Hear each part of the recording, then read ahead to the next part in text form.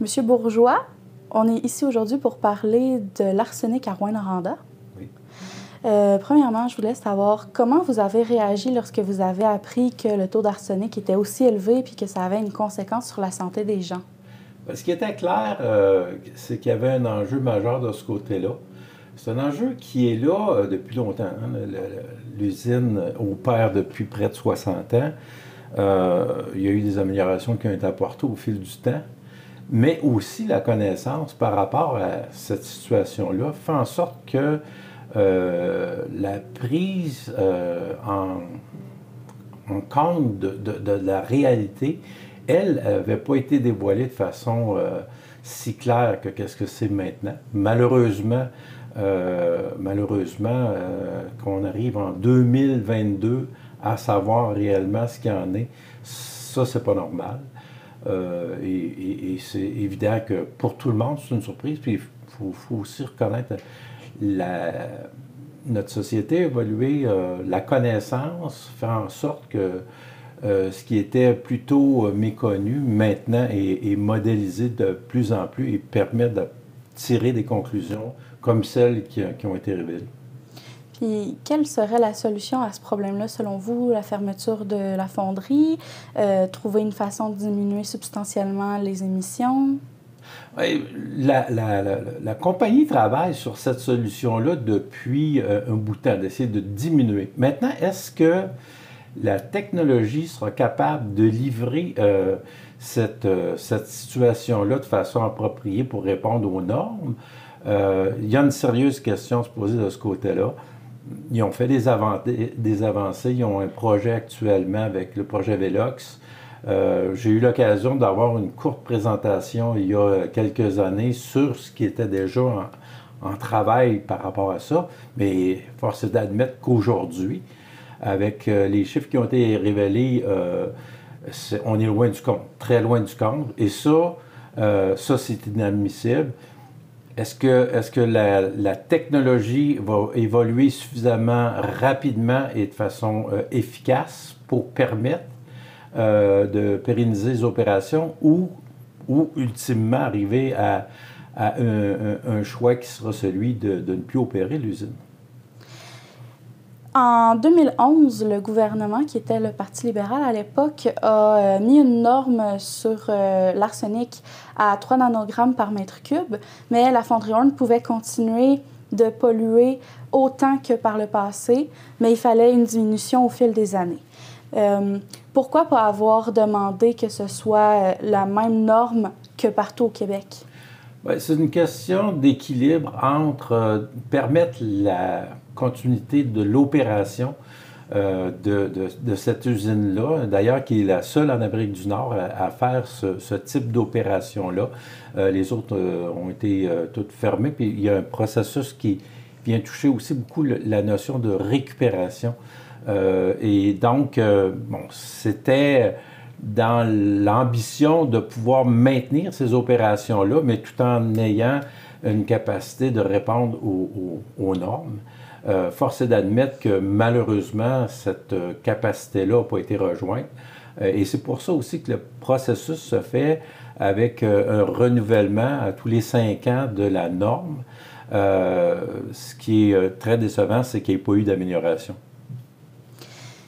On va parler aussi de pénurie de main-d'œuvre. C'est un sujet qui vous tenait à cœur. Qu'est-ce que vous pensez de ce que la CAQ a fait depuis son élection? Je vais vous redire la question. Qu'est-ce que la CAQ a fait? Il ne s'est rien fait. C'est très triste de voir la situation actuelle.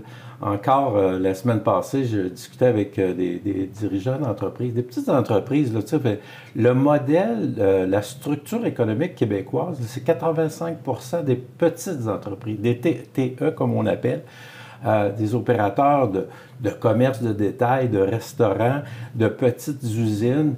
Donc, on n'est pas dans des modèles où on a 500-600 employés, on est plus dans des modèles où il y a 5 employés, 10 employés, 20 employés. Et on n'a pas été capable d'amener une dynamique pour faire en sorte de, à la fois, accompagner ces entreprises-là et les travailleurs, parce que fondamentalement, c'est les individus qu'on doit intéresser par rapport au marché du travail, par rapport à être capable d'intégrer des entreprises ou des organismes, parce que ça, c'est l'autre phénomène. Le phénomène s'est élargi. Avant, on le voyait dans un secteur d'activité économique donné, puis le plus souvent, c'était compensé par d'autres secteurs d'activité économique. Maintenant, c'est à tous les niveaux, tous les profils, que ce soit dans le domaine de la santé, dans le domaine des services, dans le domaine minier, forestier, particulièrement pour notre région. Et de ce côté-là, malheureusement, force est d'admettre qu'il n'y a pas eu d'efforts substantiels faits pour combler la problématique. Il y avait un autre élément important, c'est le phénomène démographique. C'était écrit depuis longtemps. Il y a eu certaines actions posées, mais nettement insuffisantes, et qui doivent être, elles, renforcées pour permettre justement compenser ces situations-là. Et c'est quoi les solutions, justement, que vous proposez? Bien, il y a plusieurs solutions. Je pense qu'on doit accompagner mieux les entreprises au niveau du volet de l'innovation puis de la robotisation. On doit aussi accompagner les entreprises et les travailleurs dans justement cette démocratisation de l'innovation qui va faire en sorte que des employés qui étaient astreints à des tâches plus, plus simples dans l'entreprise, on va bonifier leurs connaissances pour les emmener à être capables de travailler avec des outils informatisés, des outils automatisés. Évidemment, il y a une source potentielle très, très importante qui est celle des travailleurs d'expérience. Les travailleurs d'expérience qui, malheureusement, actuellement, ne bénéficient pas des attraits ou des compensations appropriées pour les encourager à maintenir leur présence sur le marché du travail. Donc, les gens nous le disent souvent. Écoute, moi, je retournerais peut-être travailler 2-3 jours semaine, mais quand je constate qu'est-ce que ça m'amène en contrepartie, au niveau des impôts, au niveau de la souplesse par rapport aux normes gouvernementales, il y a là-dessus nettement des améliorations à être apportées. Nous, on propose, entre autres, des exonérations au niveau de l'impôt, le retrait aussi des cotisations à la Régie des rentes. C'est des éléments comme ça qui vont faire en sorte que on peut intéresser ce profil de travailleur-là à rester plus longtemps à l'emploi. Mais l'autre aspect, c'est que ces gens-là bénéficient d'une expérience qui nous permet d'accompagner les nouveaux travailleurs, les jeunes qui entrent sur le marché ou les travailleurs qui sont nouveaux dans le domaine.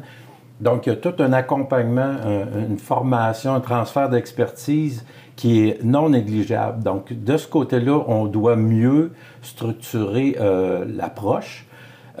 Évidemment, les jeunes, il faut maintenir dans le fond l'intérêt par rapport au marché de l'emploi, mieux faire connaître les possibilités. Puis dans une région comme l'Abitibi-Témiscamingue, où actuellement il y a une effervescence très, très grande dans plusieurs domaines, c'est de s'assurer que les jeunes, soit qu'ils demeurent chez nous, ou qu'on les ramène en région pour pouvoir, dans le fond, faire leur carrière ici. L'autre élément, évidemment, il y a le potentiel avec les travailleurs immigrants. Vous savez, l'Abitibi-Témiscamingue, ça s'est développé avec 68 nationalités différentes qui sont venues au fil du temps. Que ce soit dans le secteur forestier, dans le secteur minier, dans l'agricole, dépendamment des territoires. Et l'intégration des travailleurs immigrants, c'est très, très bien fait. Donc, de ce côté-là, je pense qu'il y a un fort potentiel. D'ailleurs, il y a des entreprises actuellement qui le font, mais ils le font à des coûts énormes, avec beaucoup de problématiques au niveau de toute la question de la paperasse, l'accompagnement et aussi l'enjeu de la rétention de ces travailleurs-là. Parce qu'une fois qu'on les a attirés, il faut qu'on puisse en venir ultimement à ce qu'ils veuillent demeurer sur le territoire, faire leur vie eux aussi, emmener leur famille. Et là, de ce côté-là, il y a beaucoup à faire, à la fois au niveau du gouvernement du Québec. Je pense que la région, les municipalités, les MRC ont démontré leur intérêt. Les entreprises le font, ils vont avec des campagnes de recrutement. Mais il faut que deux paliers de gouvernement, le provincial et le fédéral, soient beaucoup plus proactifs pour faciliter l'intégration et, dans le fond, pérenniser cette main-d'œuvre-là sur le territoire. Parce qu'actuellement, c'est beaucoup des organismes qui vont s'occuper d'intégrer les gens sur leur territoire. Oui, et ça aussi, la dynamique a changé beaucoup. Il y était une époque, dans les premières vagues d'immigration, c'était vraiment associé avec des entreprises qui amenaient les travailleurs. Puis il n'y avait pas nécessairement cette notion-là d'accompagnement, de créer un milieu de vie, de bonifier, dans le fond, l'attractivité autour des enjeux qui se présentaient sur le territoire. Maintenant, ça, c'est une dynamique qui s'est beaucoup améliorée. Puis chapeau aux villes, aux MRC qui le font. Il faut aussi les appuyer, eux, dans ces démarches-là. Parce que il y a des coûts d'associés à ça, il y a une bonification à faire ça, parce que plus on sera attractif, plus on sera accompagnant à la fois des entreprises qui font la démarche, mais aussi des travailleurs qui se présentent, bien, on aura plus d'opportunités pour, dans le fond, faire croître la région au niveau de cet enjeu-là.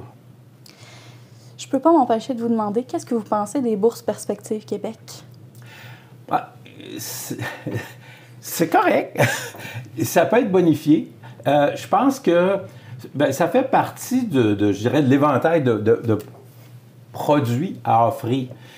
Parce que toutes les régions du Québec doivent se développer, puis il faut leur donner des outils pour le faire. Donc, d'avoir des outils, comme je disais, auprès des organismes et entreprises, c'est une chose, mais auprès des individus, pour leur donner le coup de pouce, des fois, qui va faire la différence, puis qui va créer ce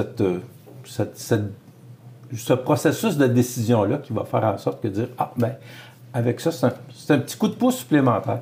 Tu sais, quand tout le monde met l'épaule à la roue, on est plus à même d'obtenir des résultats, plutôt que d'être passif et regarder et espérer que, ultimement, il y aura une décision qui sera prise par l'individu qui décide de s'installer en région ou pas.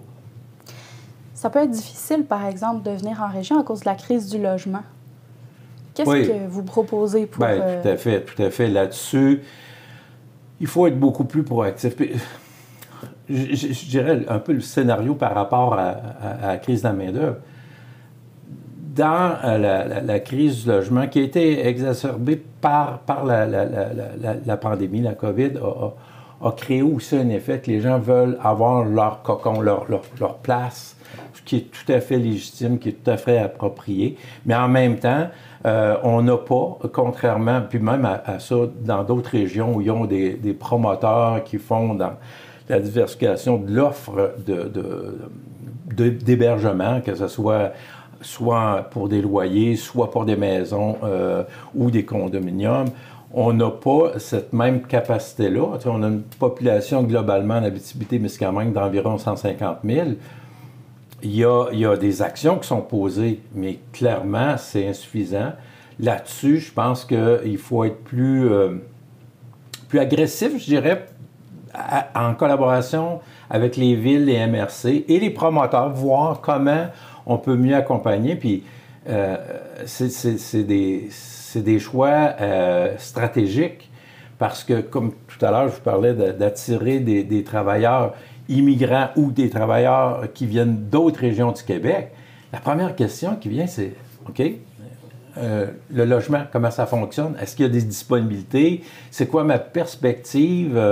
Puis on s'entend, c'est pas tout le monde qui veut nécessairement, à son arrivée, s'acheter une maison. Il y en a qui veulent avoir l'accès à un loyer, parce qu'aussi le profil de travail fait en sorte qu'ils n'ont pas nécessairement les revenus pour se permettre de s'acheter une maison au départ. Fait qu'il faut vraiment avoir une diversification. Oui, il y a des programmes gouvernementaux qui ont été mis en place pour du logement social. Mais encore là, il manque quand même de place de ce côté-là. Ça fait bouger le marché un peu parce que les gens qui déménagent vers des résidences, des logements sociaux, créent un certain espace dans d'autres immeubles, mais c'est jamais suffisant par rapport à ce qu'on a de besoin pour être capable d'atteindre vraiment là, un équilibre qui serait plus juste, donc de sortir des taux de vacances de 1%, 1 à 2%, même moins de 1%, pour revenir plus à quelque chose comme 3 ou 4% pour qu'il y ait une offre suffisante sur le marché. Mais dans le fond, on peut construire des logements, on peut faire des choses, mais à long terme, à court terme, comment on accompagne les gens? Bien, à court terme, il faut réhabiliter des édifices.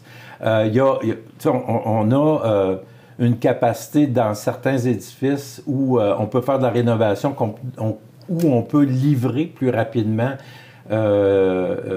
ces édifices-là.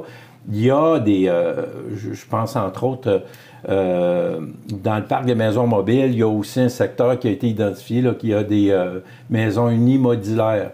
Bon, c'est sûr qu'en termes de coût, de rapidité, c'est quelque chose qui offre une alternative. Hein. C'est comme une première maison, une alternative pour la suite des choses. Puis c'est ça, c'est vraiment d'avoir encore là une offre différenciée par rapport aux différents profils. Il y aura aussi probablement, et ça là-dessus, les municipalités vont avoir un rôle important à jouer. Je reviens aussi par rapport aux enjeux de ce qu'on a vécu avec la pandémie. À une époque, moi, ma mère voulait aller à ce qui est devenu ultimement les CHSLD, mais à l'époque, c'était le foyer. Là. Puis c'était donc le fun de pouvoir penser à aller au foyer. Maintenant, les gens ne veulent plus aller au foyer, ne veulent plus aller au CHSLD. Bien, évidemment, les clientèles sont plus lourdes, puis tout ça. Mais les gens ne veulent plus nécessairement avoir une maison. Des personnes qui sont rendues à la retraite, des fois le couple, ils n'ont plus d'enfants à la maison, ou même pire, il y a un des deux conjoints qui est décédé, les personnes sont seules. Garder une maison seule, c'est pas si simple que ça. Il y a des coûts reliés. Il y aurait entre autres, toute la question de la réglementation municipale, la possibilité d'avoir des installations à même les résidences actuelles, soit par un ajout pour faciliter, dans le fond, la possibilité pour les parents d'habiter avec les enfants, d'être capable d'avoir cet aspect-là qui est, en termes de coût, moins élevé, plus rapide de réalisation et qui amène aussi une qualité de vie différente.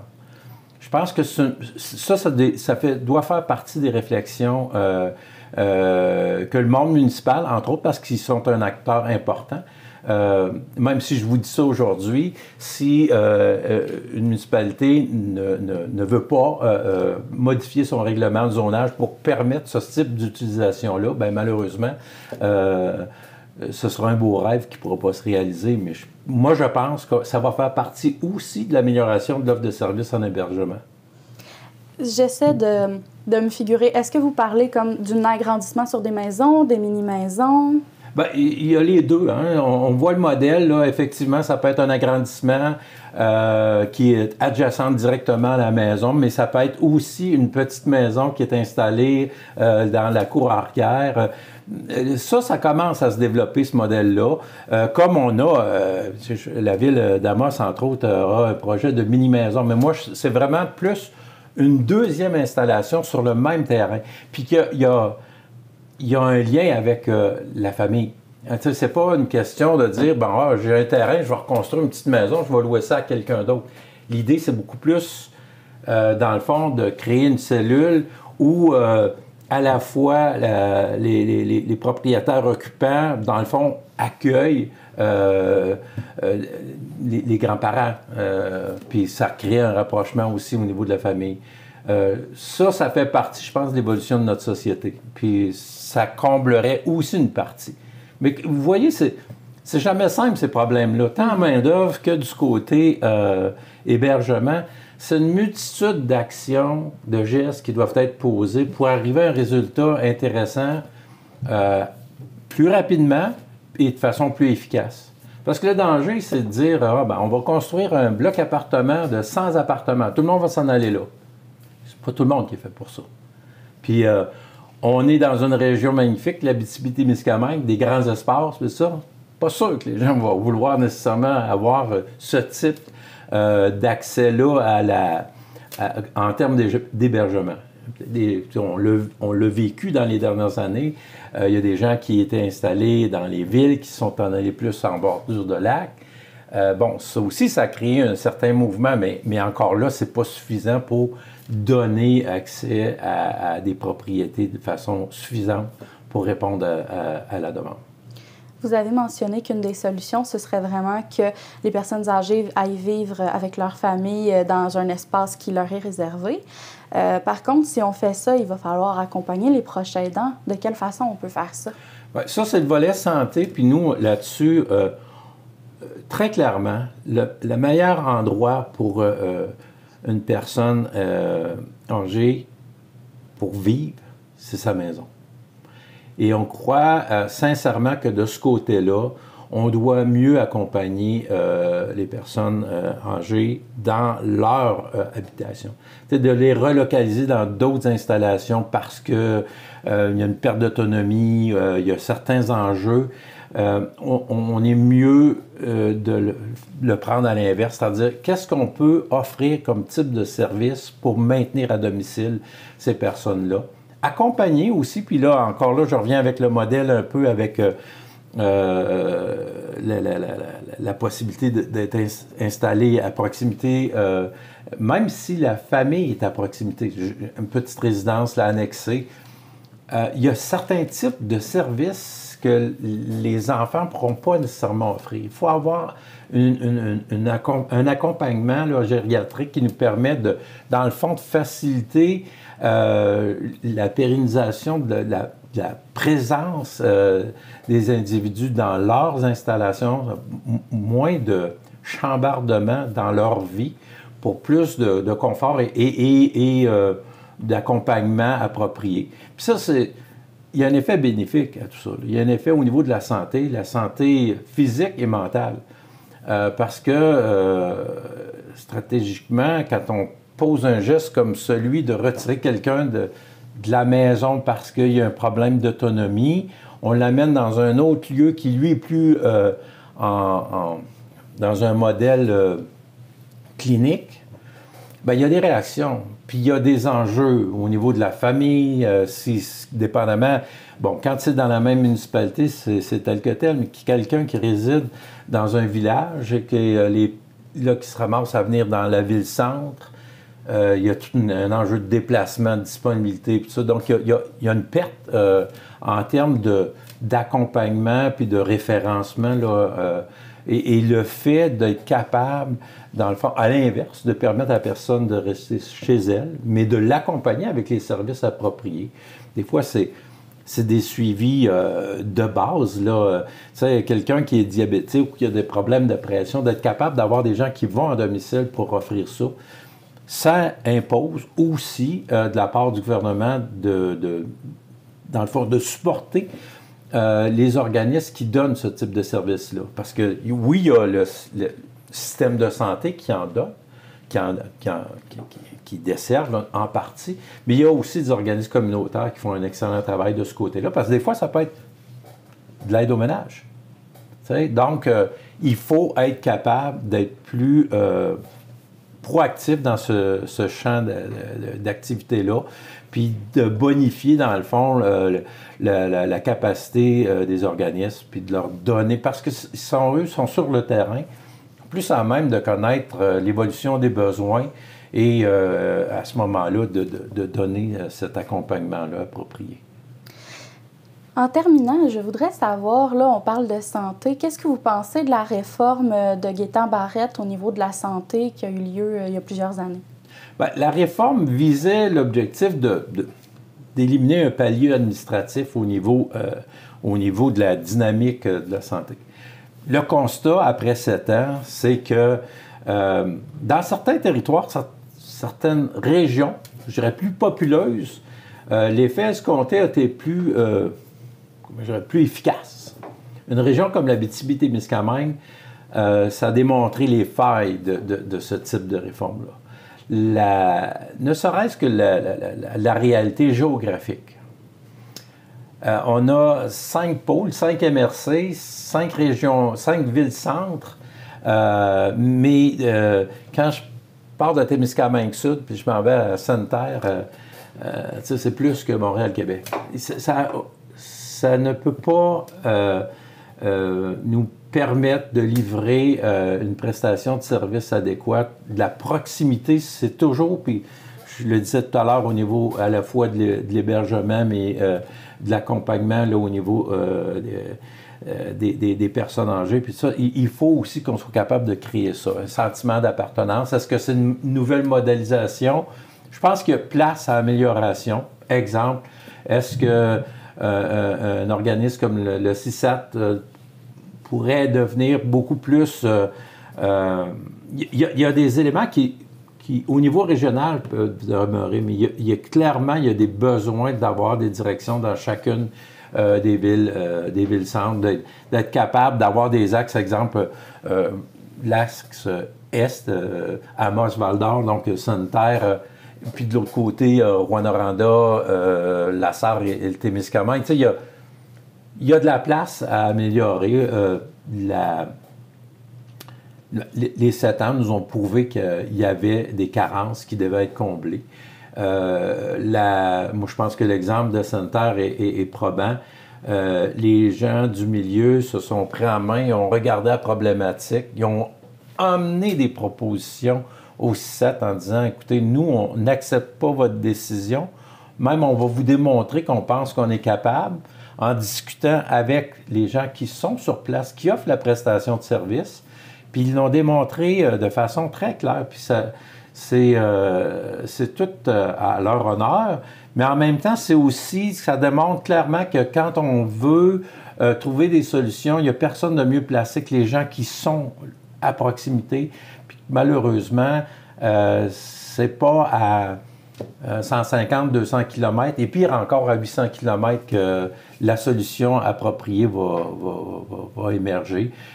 Et ça, c'est la tristesse du modèle centralisateur du gouvernement du Québec en tant que tel. J'imagine que vous parlez aussi de tous les ministères, qu'on doit parler directement à la population pour savoir c'est quoi les besoins sur place. Ben, oui, on doit mieux tenir compte de cette réalité-là, de chacun des territoires. Puis, ça prend plus de pouvoir en région. Clairement, ça prend plus de pouvoir. Moi, pour avoir eu à discuter dans différents dossiers avec des acteurs impliqués au niveau régionalement, puis qui me disaient même, écoute, Guy, on travaille avec les gens du ministère en région, on trouve des solutions, ça va bien, mais malheureusement, quand il arrive à un niveau décisionnel plus élevé, ça repart vers Québec ou Montréal, puis ça ne revient pas. Ou ça revient avec un refus qui est inexplicable. Et ça, je pense que pour non seulement le bénéfice de la région, mais pour le bénéfice des gens qui travaillent dans les ministères, parce que, la CAQ a proposé de ramener des travailleurs en région. Dire, on va ramener des fonctionnaires en région. Amener des fonctionnaires en région, s'il n'y a pas de pouvoir, s'il n'y a pas une capacité de faire une différence pour la région, qu'est-ce que ça va donner? Moi, je vous dirais, j'aurais plus tendance à ramener les pouvoirs avant de ramener du monde. Parce que le monde va suivre si on amène une qualité de travail qui fait en sorte que les gens disent, ben moi, je suis intéressé d'aller dans cette région-là, je sais que je vais pouvoir me réaliser. On est très associé avec les ressources naturelles, que ce soit dans le domaine forestier ou minier. C'est normal que 60% des ingénieurs forestiers du Québec se ramassent à Québec. Parce que le ministère est là, parce que les instances sont là, les bureaux, il y a beaucoup de bureaux qui sont là parce que, justement, ils ont à parler avec eux. Mais dans les faits, le bois, il est où? Il est dans la région. Il est en Abitibi, il est dans le nord du Québec, au Saguenay-Lac-Saint-Jean, à Côte-Nord, la Gaspésie. Donc, dans les faits, il doit y avoir plus de capacité d'interagir avec ça. Pourquoi on n'est pas capable de régler, exemple, avec le ministère des Transports, le fameux domaine. Le domaine fait partie du territoire de l'Outaouais, puis l'installation des haltes routières de ce type-là, c'est une direction qui est basée à Québec. Malheureusement, là, ça ne nous aide pas beaucoup pour régler le dossier, là. Et on est en droit, même, c'est inacceptable qu'on n'ait pas des installations comme il y a quand on s'en va au Saguenay-Lac-Saint-Jean, entre Québec et le Saguenay-Lac-Saint-Jean, l'étape, ou du long de la 40 puis de la 20. Techniquement, là, c'est tout le même modèle qui devrait être là. Mais nous, on attend encore. Et je ne sais pas si vous avez eu l'occasion de le faire par la route, d'arrêter là. On disait que les installations antérieures étaient désuètes. Mais là ça n'a pas de bon sens. C'est inacceptable, ce qu'il y a là. Puis comment on fait pour redonner le pouvoir entre les mains des citoyens pour éviter ce genre de situation-là? Bien, ça prend des élus qui les accompagnent puis qui revendiquent en leur nom.